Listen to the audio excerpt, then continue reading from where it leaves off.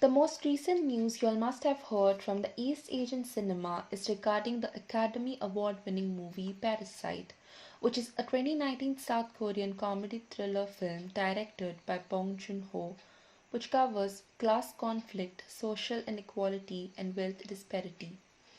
It was also the first non English film to win the Oscars. But is that all? No. East Asian cinema goes way back in time. But before that, let us get to know East Asian cinema a bit better. East Asian cinema is cinema produced in East Asia or by the people from this region.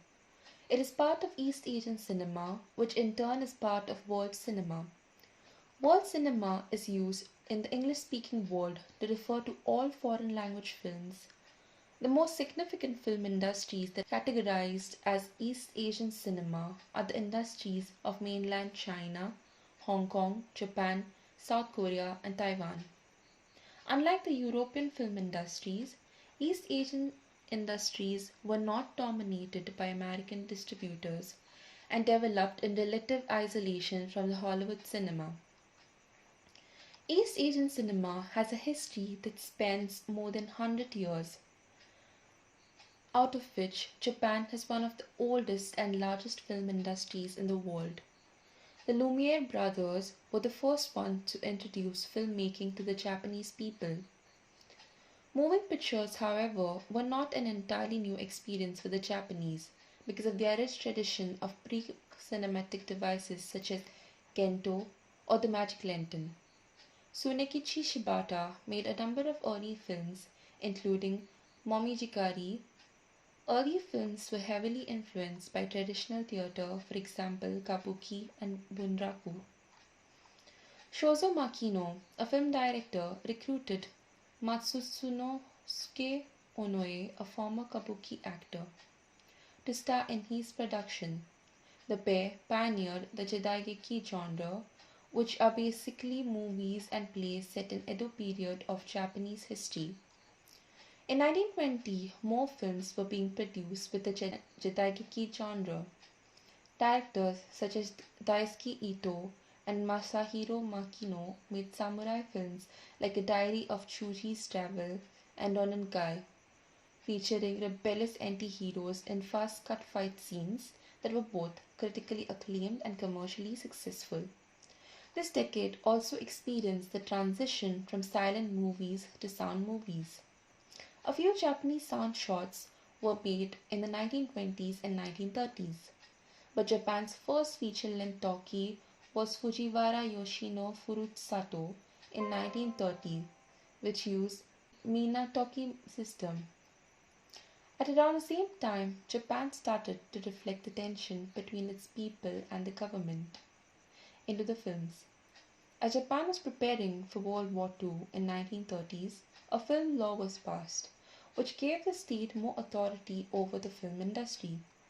The government encouraged some forms of cinema, producing propaganda films and promoting documentary films. Realism was in favor. At around the same time, China started producing their own movies using sound on disc technology. The 1930s considered the first golden period of Chinese drama. The dispute between the nationalists and communists was also reflected in this time period of films. However, after the Japanese invasion of China and the occupation of Shanghai, many filmmakers decided to move to other places like Hong Kong due to the strict censorships. Princess Anne Fun in 1941 was the first Chinese animated feature film which was released at the end of this period. It influenced wartime Japanese animation, etc. Taiwanese cinema was also one of the most important of Japanese colonial film markets during the era of Japanese rule. The first silent film produced in Taiwan was an introduction to the actual condition of Taiwan, a propaganda documentary that Takamatsu directed in 1907. Many conventions in Japanese films were adopted by Taiwanese filmmakers. For example, the use of Benshi, a narrator of silent films, which is a very important component of film-going experience in Japan, was adopted and named Piansu by the Taiwanese. After the war, Japan was occupied by the Americans.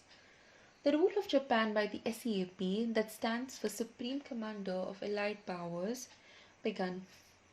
Movies produced in Japan were managed by the CIE.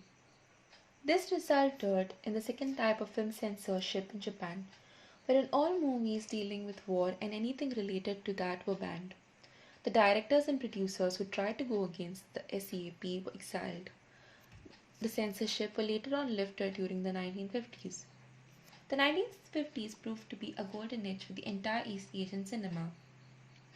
Three Japanese films from this decade, those are Rashomon, Seven Samurai, and Tokyo Stories, marked the entrance of East Asian cinema onto the world stage, which were directed by the famous director Akira Kurosawa. Four movies restricted by the SEAP began to be produced. Hideo Sekigawa's Listen to the Voice of the Sea in 1950 and Tadashi Imai's Himeyuri no To, Tower of the Lilies in 1953 aimed at the tragic and sentimental retrospective of the war experience. Other nostalgia films such as The Battle of Yamamoto and The Eagle of the Pacific in 1953 were also mass produced. The production in Shanghai also resumed. Spring in a Small Tree in 1948 was named the best Chinese language film at the 24th Hong Kong Film Awards. Though there were numerous restrictions due to the Communist Revolution in 1950s, the Chinese film industry saw a growth in the audience. Hong Kong also started producing movies in the 1950s. It became the center of Mandarin language filmmaking after the communist takeover in mainland China, and the entertainment industry shifted from Shanghai to Hong Kong. The 1950s to 1960s also marked the beginning of Taiwan's rapid modernization.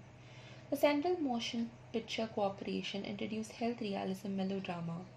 During this time, traditional kung fu films, as well as romantic melodramas, were quite popular.